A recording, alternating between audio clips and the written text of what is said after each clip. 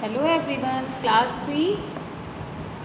Now everyone open Hindi language book, chapter 9, क्रिया, जिसको verb बोलते हैं।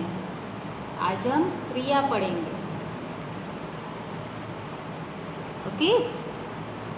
क्रिया जिन शब्दों से हमें किसी कार्य को करने या होने का पता चलता है उसे क्रिया कहते हैं। क्रिया मीन्स करना, काम करना, वो क्रिया होती है। जैसे देखिए यहाँ पे कुछ बच्चे खेल रहे हैं ना, कुछ बच्चे पानी में तैरना सीख रहे हैं। तो खेलना और सीखना क्या हुई, जो बच्चे कर रहे हैं वो क्रिया होती है। क्या होती है? क्रिया। मनुष्य की तरह पशु पक्षी भी कुछ ना कुछ क्रिया करते रहते हैं। जैसे गाय घास चर रही है, कुत्ता दौड़ रहा है, मछलियाँ तैर रही हैं। तो उनके काम होने का बोध होता है, काम होने का पता चलता है, उसको बोलते हैं क्रिया। क्लियर? नाउ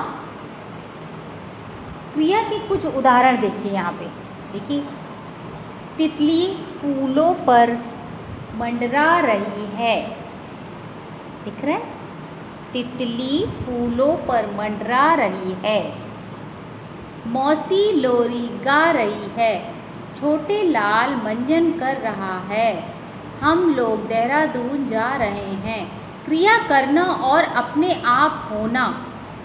कुछ कार्य मनुष्य करता हो और पशु पक्षी भी करते हैं, परंतु कुछ कार्य अपने आप हो जाते हैं।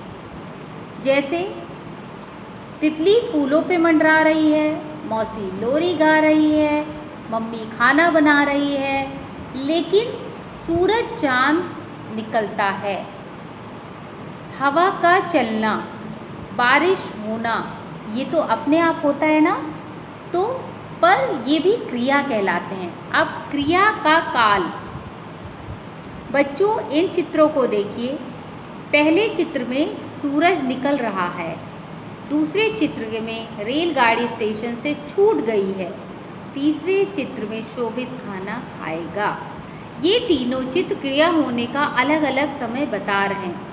पहले चित्र में काम चल रहा है, मतलब सूरज निकल रहा है।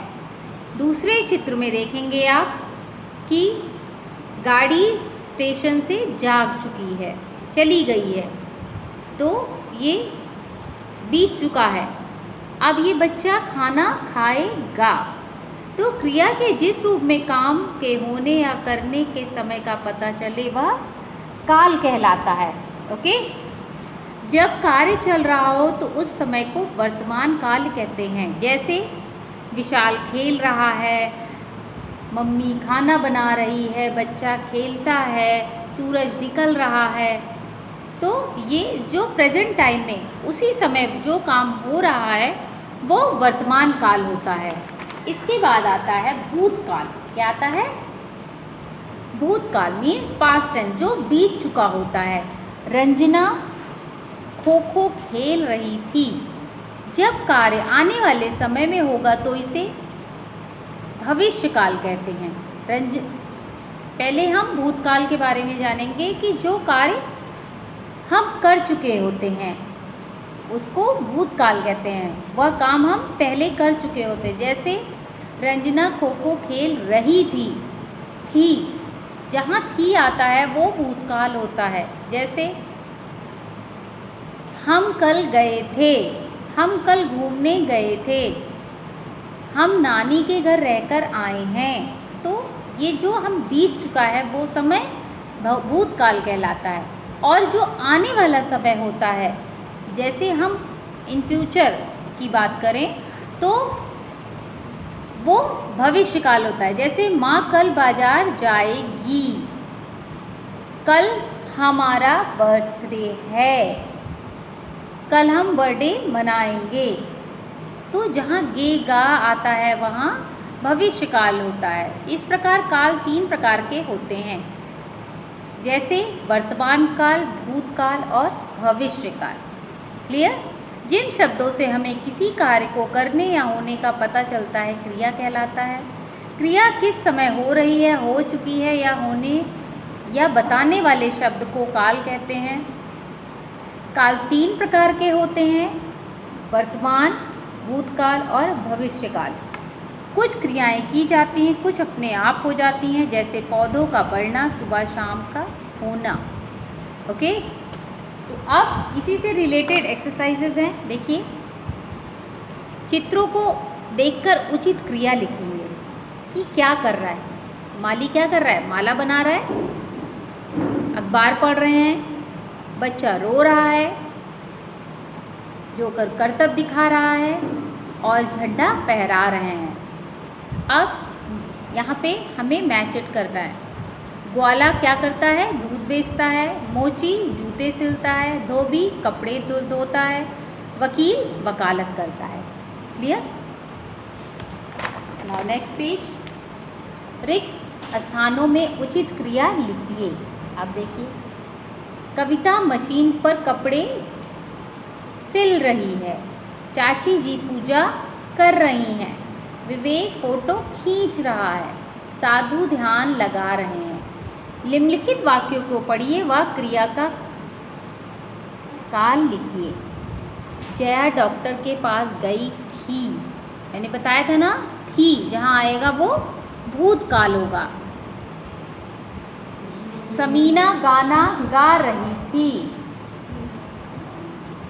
सॉरी, समीना गाना गा रही है। तो जहाँ है आता है वो वर्तमान काल होता है। अल्ताफ ने मैच जीत लिया है। तो प्रेजेंट टाइम उन्होंने मैच जीत लिया, वर्तमान काल। सोहन सेना में जाएगा। गा जहाँ आएगा वो भविष्य काल हो जाएगा। प्रेजेंट, सॉरी, भविष्य काल फ्यूचर। जीतेगा, जाएगा, खाएगा, तो ये भविष्य काल होता है। क्लियर? अब इसी से रिलेटेड अब देखिए, एक नया चैप्टर है आपका, विराम चिन्ह। बहुत छोटा सा चैप्टर है। देखिए, विराम चिन्ह।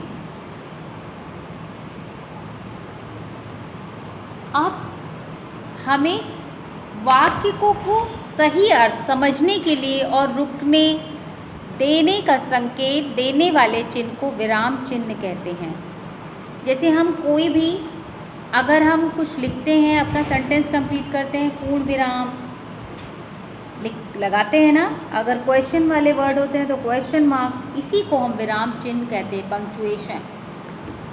बच्चों, ऊपर दिए गए दोनों वाक्य लगभग एक से हैं, किंतु दोनों का मतलब बिल्कुल अलग है। बच्चों रुको, दौड़ो मत, ये देखिए विस्मय बोधक, और बच्चों रुको मत, दौड़ो, तो ये क्या हुआ? पूर्ण विराम। देखा?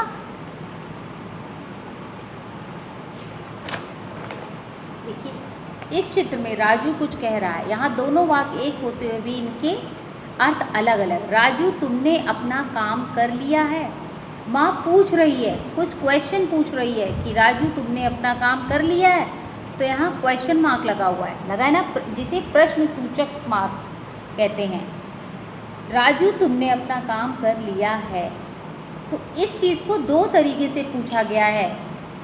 समझ में आ रहा है कि राजू तुमने अपना काम कर लिया है, माँ क्वेश्चन भी पूछ रही, और इसी तरीके से अगर माँ एक नॉर्मल वे में पूछती, राजू तुमने अपना काम कर लिया है, पूर्ण विराम, सेंटेंस कंप्लीट, तो यहाँ पूर्ण विराम और यहाँ क्वेश्चन मार्क। तो पूछने का जो लहजा होता है, जो तरीका होता है, वही बताता है कि हमें वहाँ क्वेश्चन मार्क है, पूर्ण विराम है, विस्मय बोधक है कि क्या है।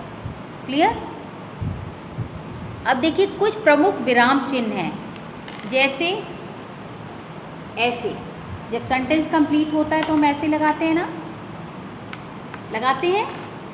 जैसे मैं खाना खा रहा हूँ, पूर्ण विराम। ये क्या हुआ? पूर्ण विराम। क्या हुआ? पूर्ण विराम। देखिए, पूर्ण विराम। जब सेंटेंस कंप्लीट होता है तो हम पूर्ण विराम लगाते हैं। इसके बाद आता है दूसरा अल्प विराम, अल्प विराम।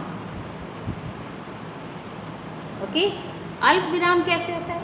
ये कॉमा जिसको हम बोलते हैं, जैसे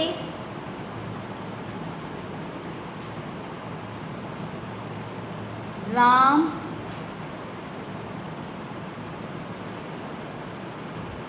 बाजार से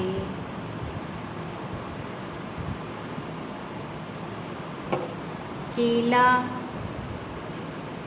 पपीता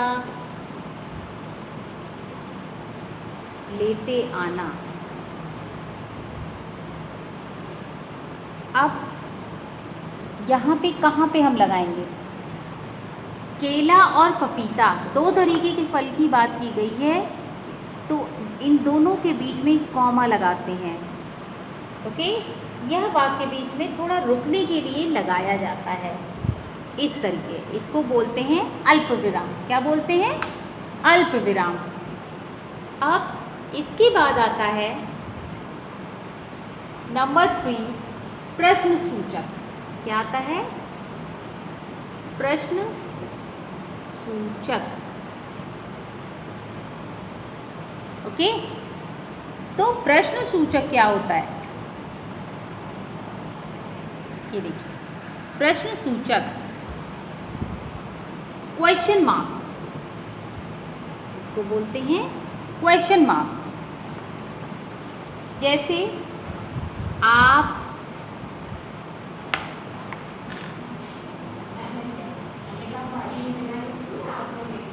क्या कर रहे हो? Question mark. तो जब हम क्वेश्चन करते हैं, प्रश्न पूछते हैं, उसके लिखते हैं क्वेश्चन मार्क, आप क्या कर रहे हो। ओके, तो ये प्रश्न सूचक चिन्ह होता है। इसके बाद आता है विस्मय बोधक। क्या आता है? विस्मय बोधक।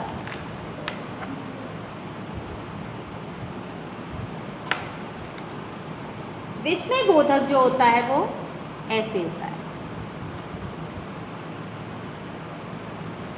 जैसे अरे वाह, अरे वाह, तो वहाँ हम विस्मय बोधक लगाते हैं। ओके, तो ये सारे जो चिन्ह होते हैं, 4 तरीके के चिन्ह, प्रश्नवाचक, विस्मय बोधक, ये देखिए, पूर्ण विराम, अल्प विराम, प्रश्न सूचक और विस्मय। ये देखिए, विस्मय बोधक। ये क्या है? ये 4 तरीके के विराम चिन्ह होते हैं। क्लियर? अब देखिए, इन विराम चिन्हों को पहचानना है और इनके नाम लिखने हैं। अभी मैंने आपको बताया था ना, प्रश्नवाचक, पूर्ण विराम, विस्मय बोधक और अल्प विराम। अब सही स्थान पर विराम चिन्ह लगाएंगे। देखिए, जैसे रीमा, उमा और जया फिल्म देखने जा रही हैं। Sentence complete. यहाँ पूर्ण विराम। अब रीमा, उमा के बीच में हम अल्प विराम भी लगाएं। अरे तुम्हें चोट कैसे लगी? Question mark. चाचा जी सुबह घूमने जाते हैं। पूर्ण विराम। अरे वाह, वाह, यहाँ पे विस्मय बोधक। क्लियर? अब देखिए, इन वाक्यों में सही या गलत का चिन्ह लगाएंगे। अब हम यहाँ पे प्रश्न पूछने के लिए विस्मय बोधक चिन्ह लगाते हैं? नहीं, रॉन्ग। जब वाक्य में थोड़ा रुकना हो तो अल्प विराम लगाते हैं? करेक्ट। अल्प विराम वाक्य समाप्त होने पर लगाते हैं? रॉन्ग। अल्प विराम हम बीच में लगाते हैं, थोड़ा डिस्टेंस के लिए। पूर्ण विराम का प्रयोग खुशी प्रकट करने के लिए किया जाता है? गलत। पूर्ण विराम का प्रयोग सेंटेंस को कंप्लीट होने पे लगाया जाता है। विराम चिन्हों का प्रयोग करते हुए 4 वाक्य लिखिए। अब आपको इन्हीं चारों विराम को लगाते हुए 4 वाक्य अपने आप लिखने हैं। ओके, तो इस तरह आपको ये सारी चीज़ें करनी है, आपको रीडिंग करना है, आपको एक्सरसाइज सारी करनी है अपनी बुक और कॉपी में अच्छे से, ओके। और रिवीजन शुड बी मस्ट, बहुत ज़रूरी है रिवीजन करना। जितने भी चैप्टर्स पढ़ा दिए गए हैं उनका रिवीजन करेंगे ताकि हाफ ईयरली एग्ज़ाम में आप अच्छा स्कोर करें। Okay children, thank you.